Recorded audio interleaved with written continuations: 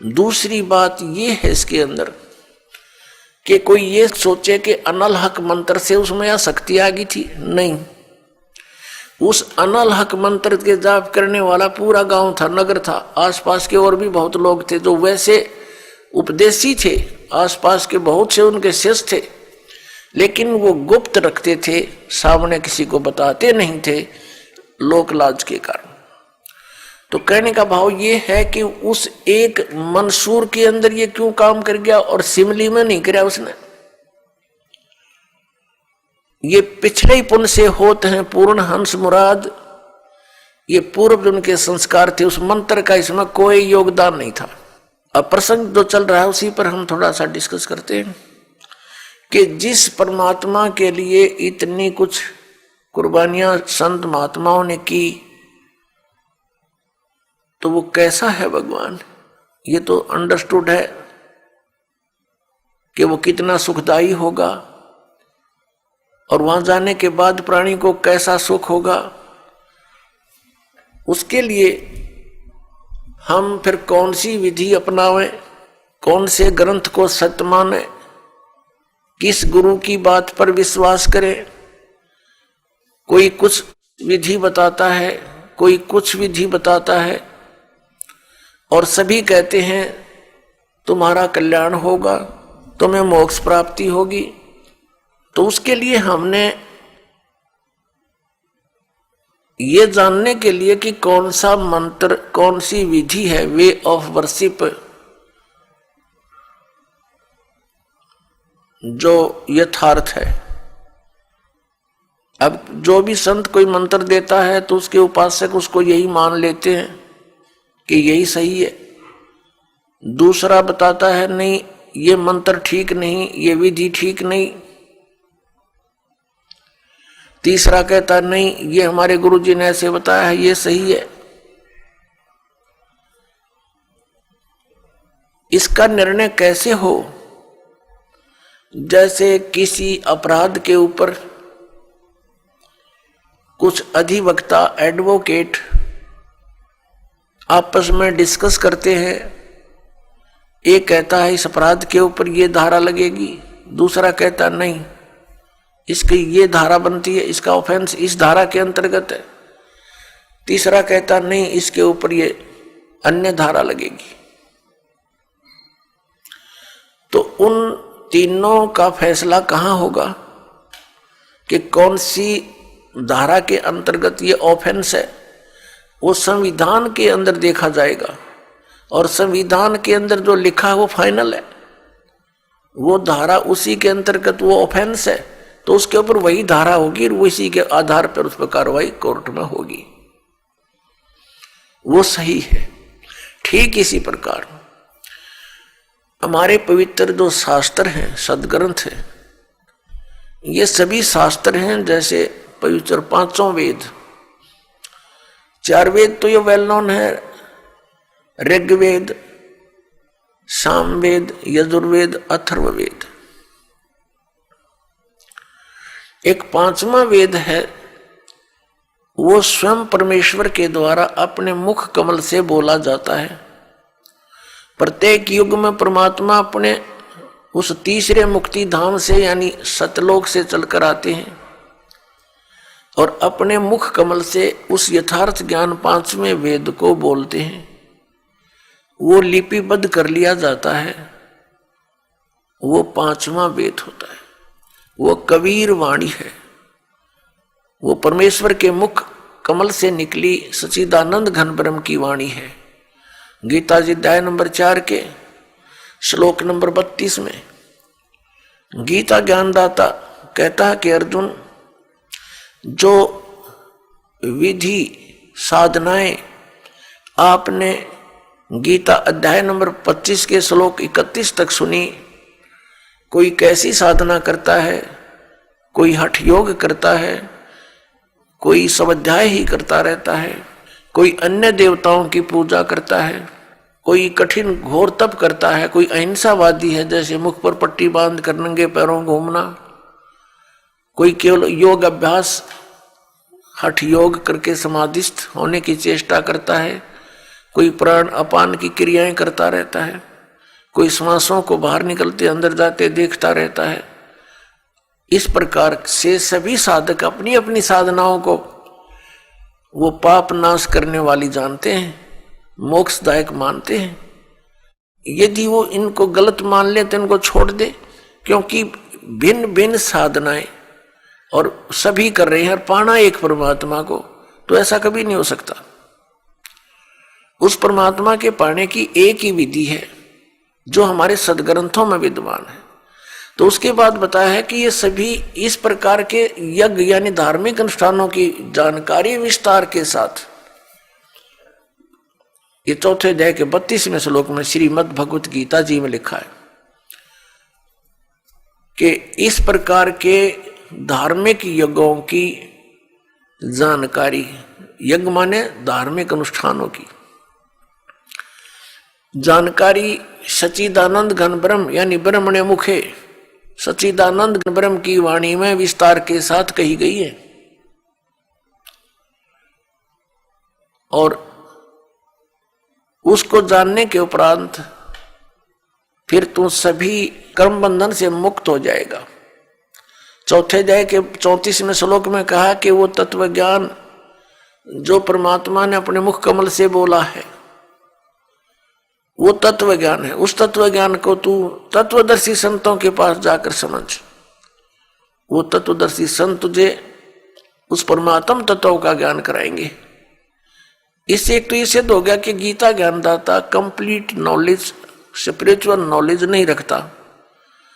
उसने ऑप्शन छोड़ दिया कि वो यथार्थ ज्ञान उस परमात्म तत्व का 18वें अध्याय के 62वें श्लोक में गीता ज्ञानदाता जिस अन्य परमात्मा की शरण में जाने को कह रहा है, उसकी जानकारी कहते हैं उस तत्वदर्शी संतों के पास जाकर समझ, वो बतावेंगे। गीता ज्ञानदाता नहीं जानता। तो वहां क्या बताया है कि वो सच्चिदानंद घन ब्रह्म की वाणी वो सूक्ष्म वेद है। यहां गीतानुवादकर्ताओं ने चौथे अध्याय के 32वें श्लोक में अनर्थ कर दिया। ब्रह्मणे मुखे एक शब्द है इसके अंदर मूल पाठ में, उन्होंने इसका अर्थ गलत कर दिया, वेद की वाणी लिख दिया। नहीं, वेद ज्ञान तो गीता ज्ञानदाता बोल ही रहा है। जिनको तुम वेद मानते हो, चारों वेदों का एक सारांश है ये श्रीमद् भगवत गीता। कोड वर्डों में है, अधिकतर संक्षेप में है। तो वो तो बोल ही रहा है, वो खुद कह रहा है कि 5वां जो वेद है उसके अंदर वो लिपिबद्ध है, वो तत्व ज्ञान है। उसको तत्वदर्शी संतों के पास जाकर समझ और फिर जैसा वो बतावे ऐसे कर। तो पुण्यात्मा, हमारे सदग्रंथ कौन से हैं जो परमात्मा का विधान है और जिन पर हम विश्वास करेंगे और करना चाहिए? हमारे सदग्रंथ यानी शास्त्र कहो, सदशास्त्र कहो,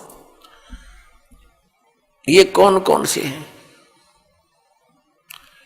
पवित्र 5 वेद, 4 वेद तो अंडरस्टूड है, 5वां ही आपको बता दिया सूक्ष्म वेद। और श्रीमद् भगवत गीता इन 4 वेदों का सारांश है और 5वें का इसमें हिंट दिया है।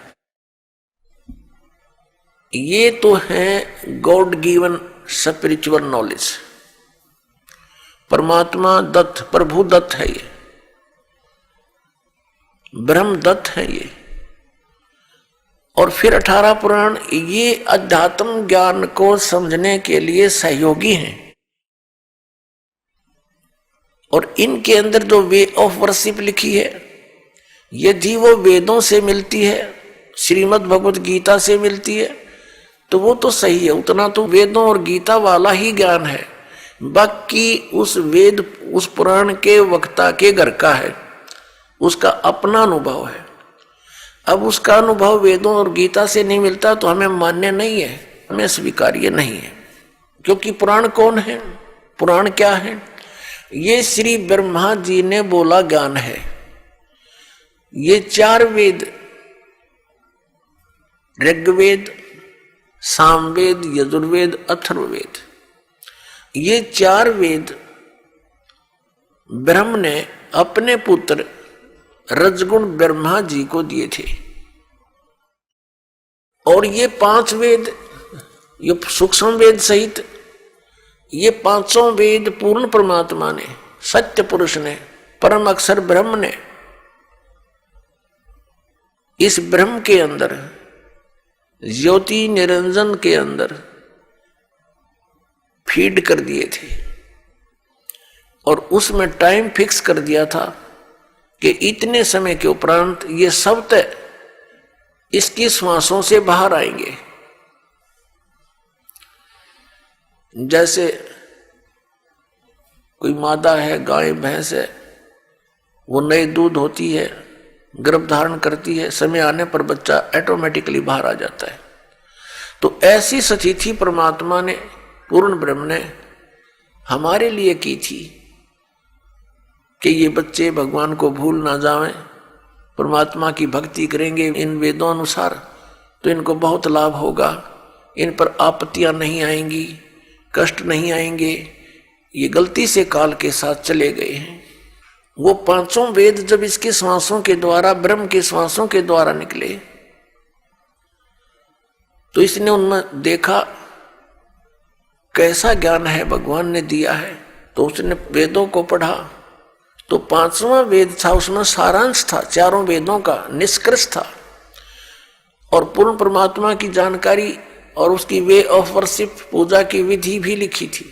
वो घबरा गया कि इन प्राणियों को जो मेरे अंतर्गत आगे हैं, इनको यदि पूर्ण परमात्मा का और वहां के सुख का ज्ञान हो गया तो ये सब भाग जाएंगी ऐसी साधना करके। इसलिए इसने उस 5वें वेद को नष्ट कर दिया। 4 वेद दे दिए जिनमें गोलमोल ज्ञान है। गोलमोल का अर्थ क्या है, भावार्थ क्या है कि इसमें महिमा तो है परम अक्षर ब्रह्म की और केवल पूजा की विधि है ब्रह्म तक की। जैसे यजुर्वेद अध्याय नंबर 40 के मंत्र नंबर 15 में लिखा है कि ओम कर्तु समर किलबे समर कर्तुम समर।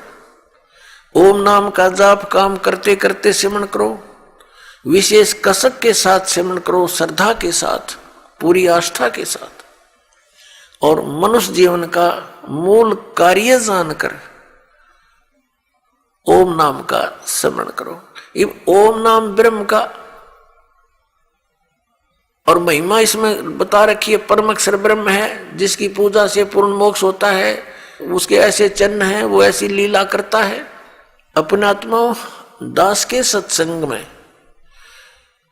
मुख्य तौर पर 3 ब्रह्म होते हैं, 3 ब्रह्म यानी 3 प्रभु, 3 पुरुष।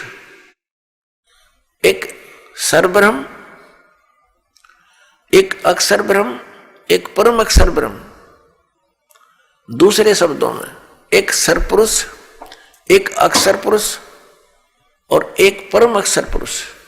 तीसरे शब्दों में ईश्वर, परमेश्वर। ये 3 मुख्य प्रभु हैं। मुख्य तो वैसे एक है, लेकिन हमारे सदग्रंथों में जो विशेष ज्ञान दिया है इन तीनों के विषय में। और इसके पश्चात 3 प्रभु और माने हैं, रजगुण श्री ब्रह्मा जी, सतगुण श्री विष्णु जी और तमगुण श्री शंकर जी, और आदि शक्ति प्रकृति देवी ये दुर्गा है। इनके बाद फिर बहुत से देवता हैं जो भगवान की भक्ति करके ही कुछ उन्होंने अपने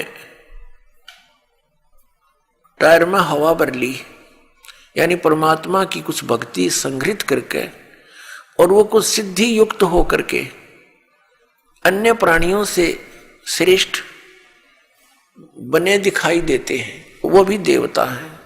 यानी श्री ब्रह्मा जी, रजगुण श्री विष्णु, सतगुण श्री शिव जी, तमोगुण ये अन्य देवताओं में हैं। और ये हमारे इस तत्व ज्ञान के अंदर मुख्य तौर पर प्रभु नहीं गिने जाते।